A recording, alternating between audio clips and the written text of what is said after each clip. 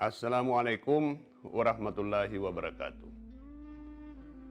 Alhamdulillahirabbil alamin alladzi hadana li hadza wa ma kunna linahtadiya laula an hadanallah.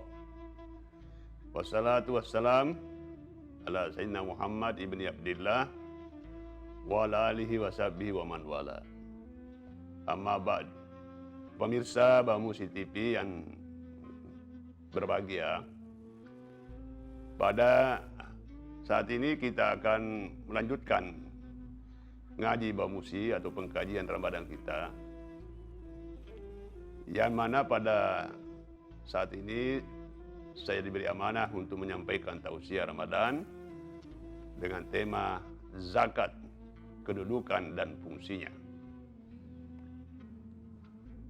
Kedudukan zakat itu memiliki keistimewaan tersendiri, karena setiap ayat dan hadis yang menyebut zakat itu selalu beriringan dengan as-shalah, salat.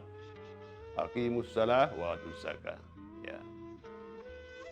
Padahal kita ketahui bahwa salat itu sendiri merupakan tiangnya agama Islam. As-salatu imaduddin.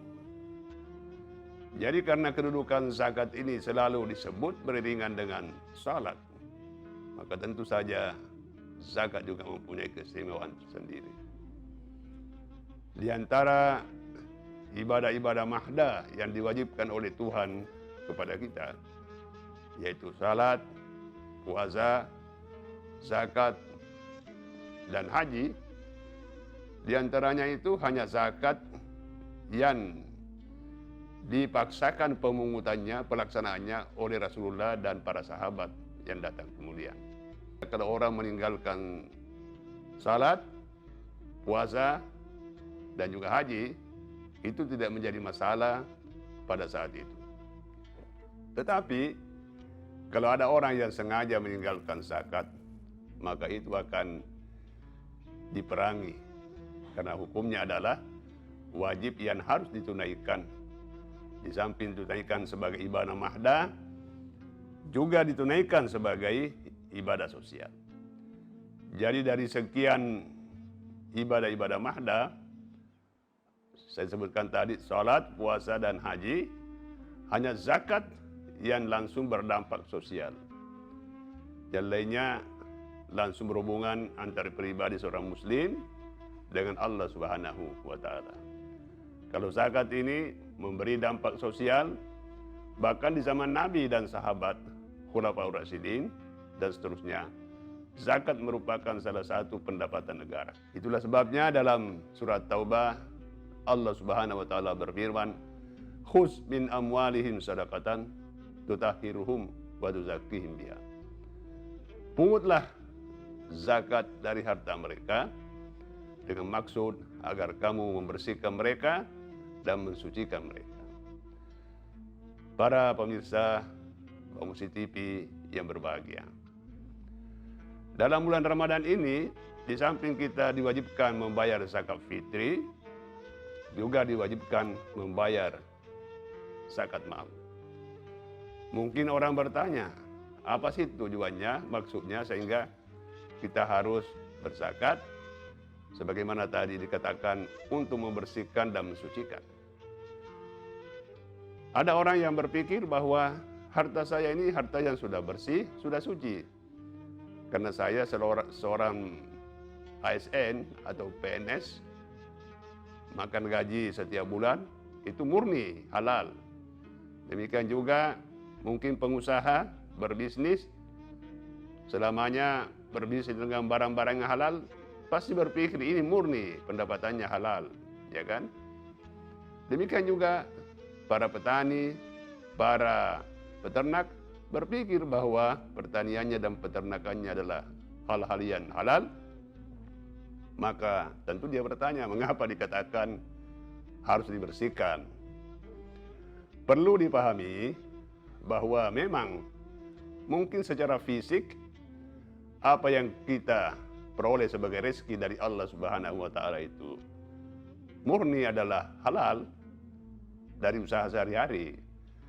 Tetapi dalam pergaulan yang luas ini, apalagi antar bangsa, tidak sedikit terjadi transaksi-transaksi ekspor-impor yang mungkin dari luar negeri itu uang yang kita peroleh berasal dari pajak-pajak yang barang haram. Misalnya pajak babi, pajak minuman beralkohol, pajak judi, kasino dan sebagainya. Begitu juga uang-uang yang beredar di negara kita. Tidak bisa kita jamin bahwa uang yang kita peroleh ini adalah murni, tidak ada sangkut pautnya dengan barang-barang haram sebelumnya. Oleh karena itu, untuk membersihkan fisik dari rezeki yang kita peroleh harus disakati. Tutahhirhum, agar kamu membersihkan mereka. Karena salah satu riwayat menyebutkan kullu lahmin nabata fil haram fannaru aula. Setiap daging yang tumbuh dalam diri kita ini, kalau dia tumbuh dengan barang haram sedikit saja, maka dia adalah lebih pantas masuk neraka. Oleh karenanya, maka untuk membersihkannya itu, agama kita memberi kewajiban zakat, baik zakat mal maupun zakat fitri. Para pemirsa Bangmusi TV yang berbahagia, di samping membersihkan, juga tuzakihim biha, mensucikan. Maksudnya mensucikan jiwa kita.